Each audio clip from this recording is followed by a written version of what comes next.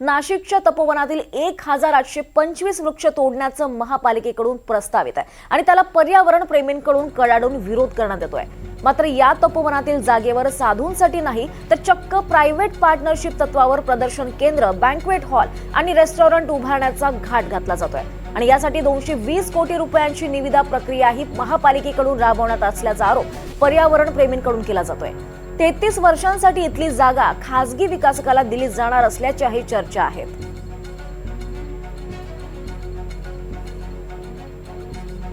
दरम्यान तपोवनातील या वृक्षतोडीवर राज ठाकरेंनी ट्विट केलंय। साधूंच्या नावाखाली सरकारनं संधी साधूपणा करू नये, नाशिककरांना माझं आवाहन आहे, तुम्ही ठाम राहा असं ट्विट करत राज ठाकरेंनी पर्यावरण प्रेमींना आवाहन केलंय। तुमच्या पाठीशी मनसे उभी राहील असं सुद्धा राज ठाकरेंनी म्हटलंय। वृक्षतोडीवर राज ठाकरेंनी आता ट्विट केलंय, तुमच्या पाठीशी मनसे ठाम उभी राहील असं म्हणत राज ठाकरेंनी पर्यावरण प्रेमींना पाठिंबा दिलाय।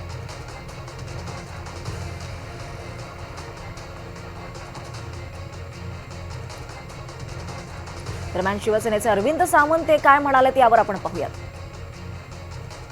ते सोबत या, आनंदाची गोष्ट आहे। मला कधी कधी खूप दुःख होतं कसं राजकारण केलं जातं बघा। मेट्रोचं टर्मिनस गोरेगावच्या आरेकॉलनीत करू नका यासाठी उद्धवजींनी खूप टोकाची भूमिका घेतली आणि सांगितलं नाही देणार मी जागा। पसरवलं काय, आम्ही विकासाच्या विरोधात आहोत। बरं, त्यांनी पर्यायी जागा मागितली तर असं नाही म्हणाले की आम्हाला करायचं नाही आहे, आम्हाला त्या कांजूरची जागा द्या। दिली का हो कांजूरची जागा?